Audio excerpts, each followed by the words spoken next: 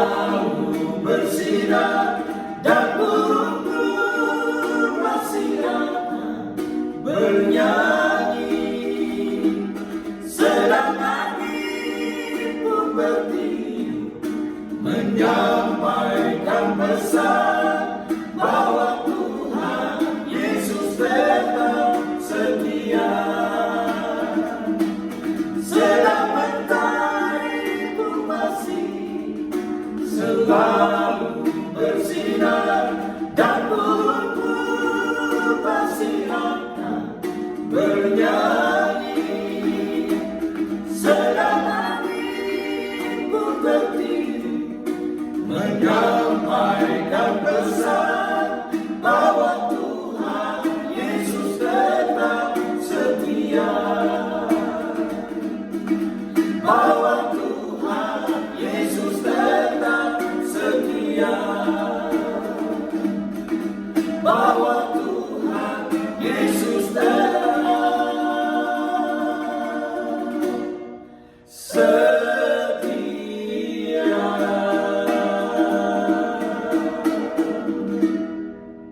Puji nama Tuhan, Tuhan yang kita sembah, Tuhan yang setia. Kasih setianya sekali-kali tidak pernah meninggalkan setiap orang yang percaya dan menaruh pengharapan hanya kepadanya.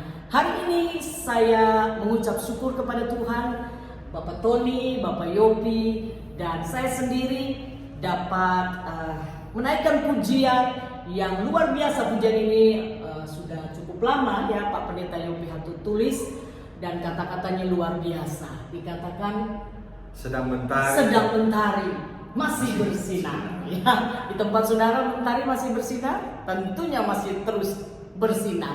Seperti wajah saudara yang tetap bersinar. Amen. Kenapa? Karena ada Yesus dalam hidup saudara dan saya. Amin. Sehingga terang Kristus harus tampak dari setiap tingkah pola hidup kita. Haleluya. Hari ini saudara kita akan diberkati lewat renungan firman Tuhan yang terambil dari 1 Korintus 10 ayat yang ke-13. Berkata begini: pencobaan-pencobaan yang kamu alami ialah pencobaan-pencobaan biasa yang tidak melebihi kekuatan manusia. Sebab Allah setia, karena itu Ia tidak akan membiarkan kamu dicobai melampaui kekuatanmu. Pada waktu kamu dicobai, Ia akan memberikan kepadamu jalan keluar sehingga kamu dapat menanggungnya.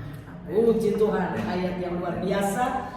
Ada 4 hal yang kita belajar dari 1 Korintus 10 ayat 13 Pak Yopi, di mana hal yang pertama yang kita belajar tentang, di situ dikatakan pencobaan-pencobaan yang kamu alami ialah pencobaan-pencobaan biasa dan tidak melebihi kekuatan. Iya, tapi seringkali kita sebagai manusia terlalu membesar-besarkan masalah. Ya, kita menganggap bahwa dunia rasanya sudah mau runtuh oleh karena masalah, karena pergumulan hidup. Tapi kita lupa bahwa firman Tuhan sudah menegaskan, memberikan kita pengharapan, memberikan kita kekuatan bahwa pencobaan yang kita alami ialah pencobaan-pencobaan biasa. Ya, bagaimana Pak Yopi menerangkan tentang tulisan ini, bagaimana pencobaan-pencobaan biasa yang tidak melebihi kekuatan manusia? Mungkin Bapak lebih dalam lagi bisa menerangkan kepada kita semua tentang ayat ini. Saudaraku yang dikasihi oleh Tuhan, kenapa sampai 1 Korintus 10 ayat yang ke-13 katakan bahwa pencobaan ini adalah pencobaan biasa? Karena pencobaan itu biasa. Kenapa latar belakangnya? Karena Allah kita luar biasa. Nah, ini penting. Allah kita luar biasa sehingga pencobaan itu menjadi pencobaan biasa. Oleh sebab itu kita adalah orang yang beruntung karena kita punya Allah yang luar biasa. Kenapa saya katakan luar biasa? Karena Allah yang kita sembah adalah Allah yang esa, Allah yang tunggal itu. Allah yang pencipta alam semesta ini. Dia yang dengan otoritas kedaulatannya, dia menciptakan alam semesta ini dan menghadirkan kita dalam dunia ini. Dan dia tidak hanya sekedar menghadirkan kita dalam dunia ini, dia juga memberikan protek untuk menjaga dan memelihara kita, saudara dan saya. Kenapa? Karena saudara dan saya adalah ciptaan yang termulia. Saya kira untuk sementara itu dulu barangkali. Ya, tadi dikatakan pencobaan biasa.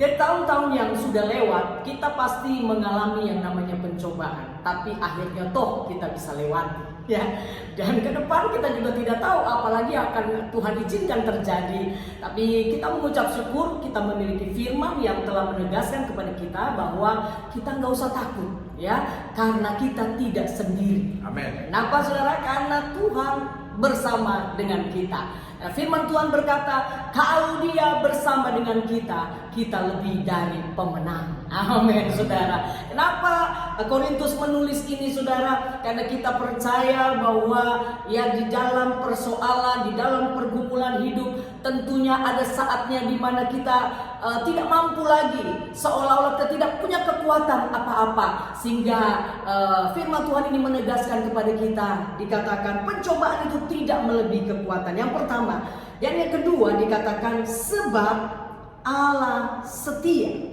Nah, ini saudara ya, firman Tuhan juga menulis begini, sekalipun kamu tidak setia, namun Dia tetap setia. Ya, luar biasa saudara dikasih Tuhan. Kesetiaan manusia ada batasnya, tetapi kesetiaan Tuhan tidak ada batasnya. Ya, karena apa dia katakan? Sekalipun kita nggak setia, tapi Dia tetap setia. Setia untuk apa? Setia untuk menolong kita. Setia untuk apa? Setia untuk mengasihi kita. Setia untuk apa? Setia untuk memulihkan kita. Setia untuk apa? Setia sekali Dia berjanji, Dia akan menepati janjinya. Amin, saudara. Firman Tuhan dikatakan di situ. Yang kedua, Allah setia. Dan yang ketiga dikatakan, pada waktu kamu dicobai, Ia akan memberikan kepadamu jalan keluar. Ya, jadi saudara, luar biasa. Ketika kita mengalami yang namanya pencobaan, kita diberikan jalan keluar. Nah, ini ya, jalan keluar penting saudara ya. Masuk pencobaan, wah luar biasa, tapi bisa nggak keluar dari pencobaan itu ya? Nah, dengan kekuatan dan kemampuan kita tentu kita nggak mampu, tentu kita nggak bisa.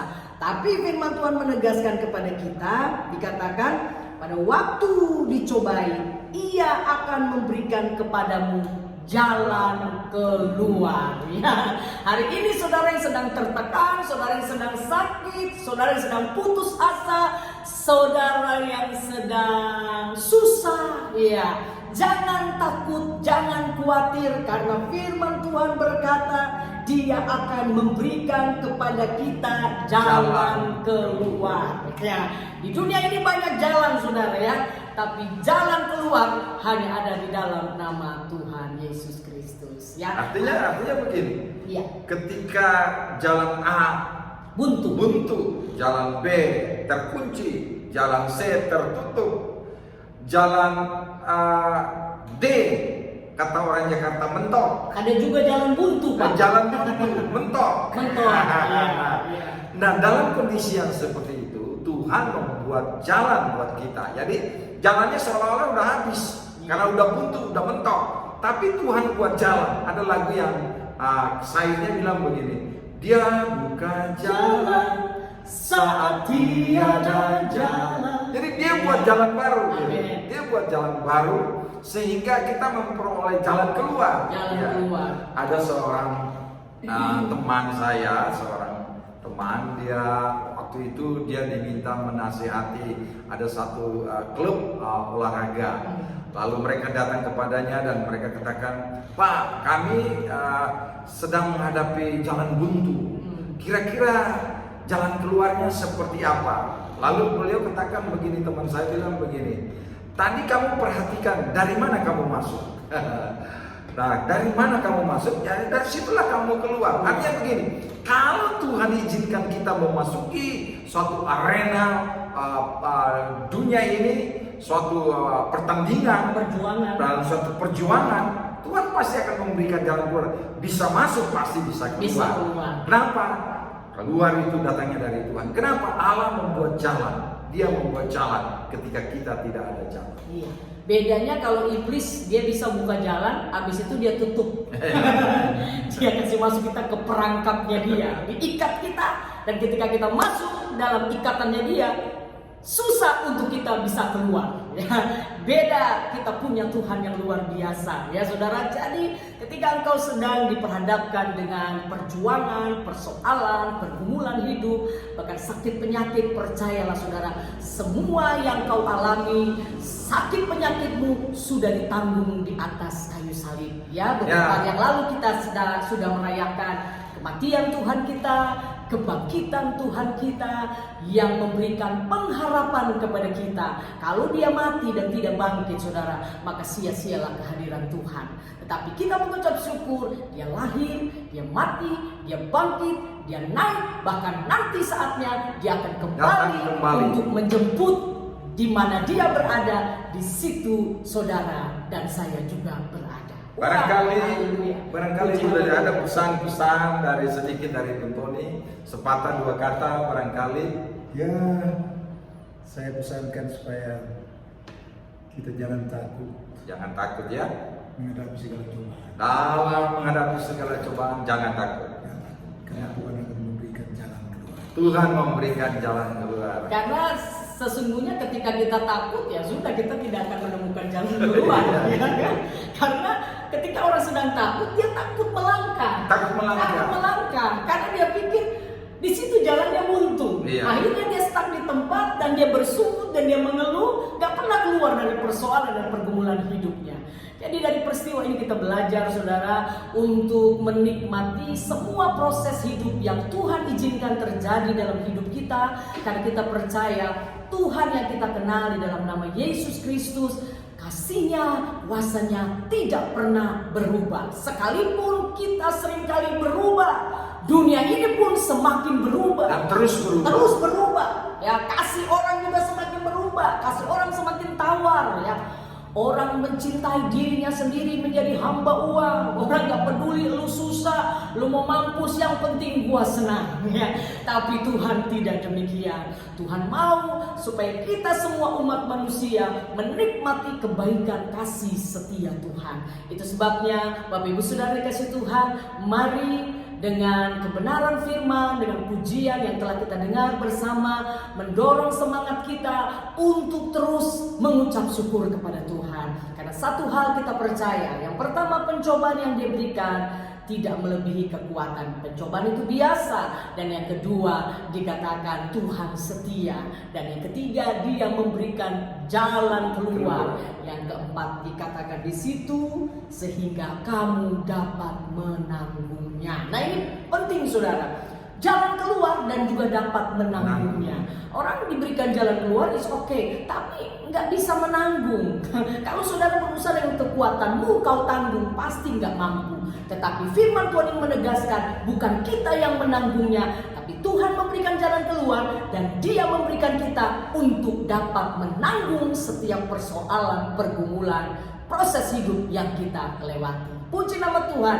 Biar kebenaran firman Tuhan yang kita telah dengar bersama menjadi berkat sukacita bagi kita sekalian. Tetap maju di dalam Tuhan, bersukacita di dalam Tuhan, dan nikmatilah semua proses yang Tuhan izinkan terjadi dalam kehidupan kita. Jangan lupa subscribe, dan saudara bisa bagikan firman Tuhan ini kepada teman-teman dan rekan-rekan saudara supaya nama Tuhan dipuji dan dipermuliakan. Tuhan Yesus memberkati kita. Shalom. Shalom. Shalom.